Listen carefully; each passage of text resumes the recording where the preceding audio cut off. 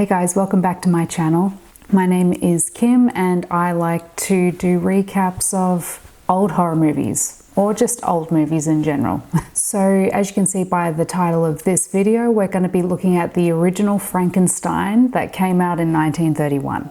At least I believe this is the original. I remember thinking that Lugosi's Dracula was the original Dracula. However, it turned out the original Dracula was actually Nosferatu, which came out in the 20s, which was a silent film. Maybe one or both of those movies might be next on my list. Anyway, I'm just going to go ahead and jump straight in. As with all of my recaps, there will be spoilers. So the film begins with our protagonist, Henry Frankenstein, and his assistant Fritz. And they're at a cemetery, very creepily spying on a funeral. Basically, they were waiting for everybody to leave and then exhume the corpse and to harvest its organs, basically. They also harvest the body of a recently hanged criminal. Henry is determined to create a human out of body parts of the dead, and has actually developed his laboratory inside a watchtower where he can use electrical devices to reanimate the dead. So Henry and Fritz have been harvesting bodies for a while. However, they still need a nice healthy brain for their subject. Okay, forewarning, I'm probably going to butcher this name, but Henry's former professor, Dr. Waldman, spelled with a W, but I think it's got like a V pronunciation, Waldman. So yeah, Dr. Waldman is Henry's former professor. And in this scene, Dr. Waldman is presenting in front of his class and he's showing two brains, one a quote-unquote normal brain, the other the brain of a convicted criminal. And they're just sort of studying the brains, you know, comparing the differences between the two. So later that night, Henry instructs Fritz to go and steal the healthy brain from the classroom. However, Fritz is startled. He ends up dropping the healthy brain and damages it, so he takes the criminal brain instead. We then meet Henry's fiancée, Elizabeth. So she's speaking with her friend Victor about Henry, just saying that she hasn't heard from him in a while, and she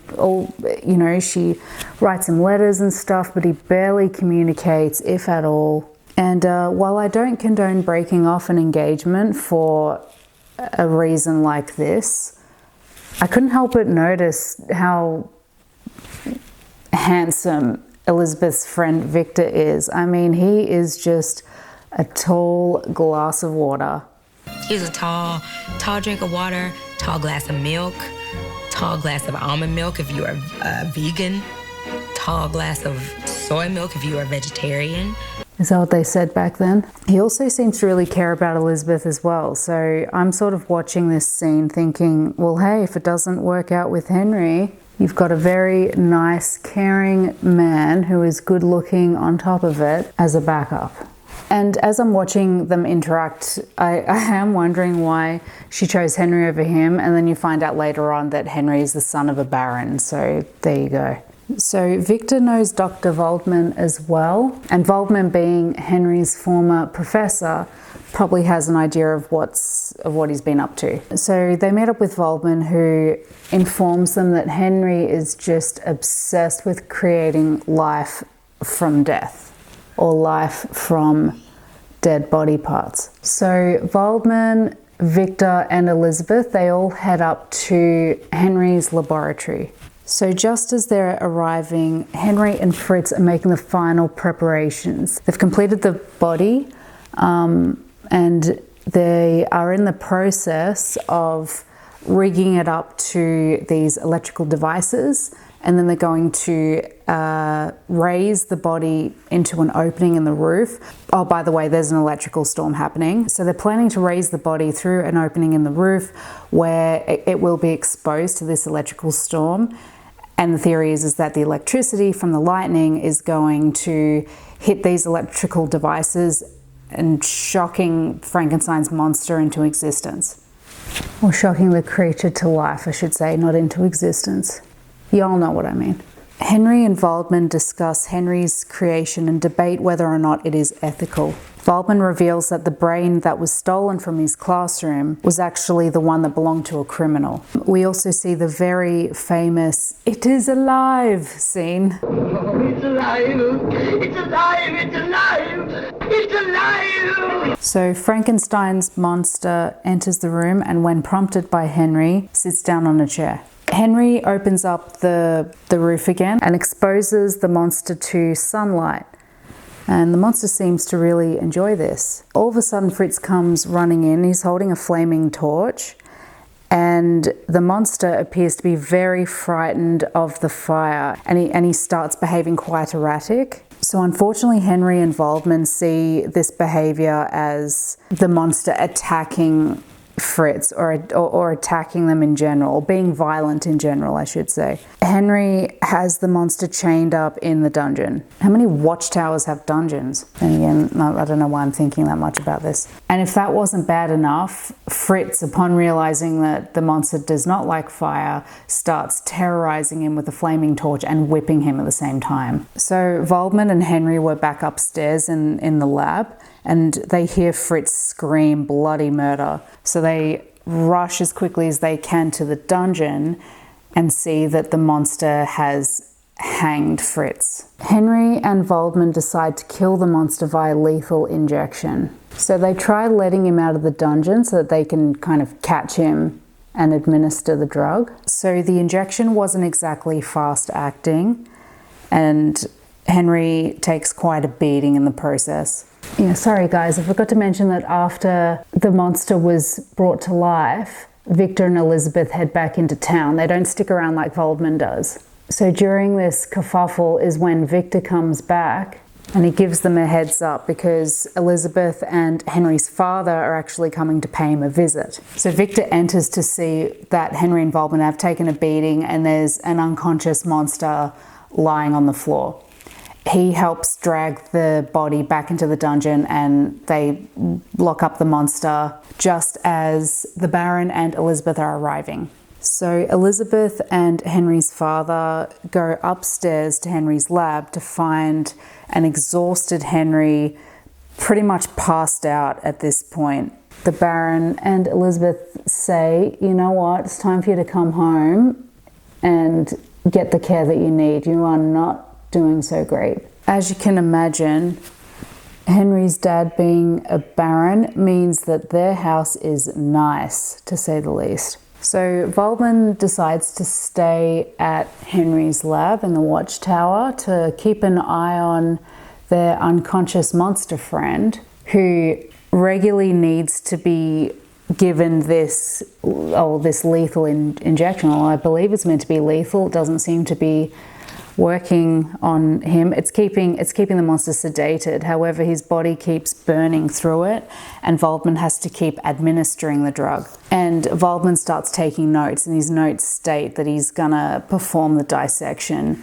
It seems like these injections aren't really doing anything apart from keeping the monster sedated, and they do want to kill the monster. So dissection is going to be the only thing that will work. Just as Waldman is about to perform this dissection, the monster comes to life and strangles him to death. The monster escapes to the laboratory and wanders through the nearby farmland, while Henry and Elizabeth are making wedding arrangements. The monster approaches a house next to a lake, and he meets a little girl named Maria. She doesn't seem to care that he's a creepy looking being made out of rotting corpses, and shows him how to play a game where they throw flowers into the water and watch them float. The monster is enjoying the game until he runs out of flowers. Then he gets a bit upset because he doesn't have anything to throw into the water and decides to pick up little Maria and throw her in. So he inadvertently kills poor little Maria because she can't swim. Upon realizing that she ain't coming back, he takes off. Henry and Elizabeth's wedding planning is still underway. They would like to have Waldman at the wedding, so they're just waiting for him to finish killing the monster and come back into town already. I mean, how long does it take to kill a monster, really? So Victor arrives at the Baron's house. We realize he'd gone to Henry's lab to go and fetch Waldman and found him dead. presumably killed by the monster, I mean, because what else would have killed him? He also heard the reports from the local people in the farmland about this monster going around terrorizing everybody. Oh, these lashes, man. Monster climbs into Elizabeth's window and terrorizes her.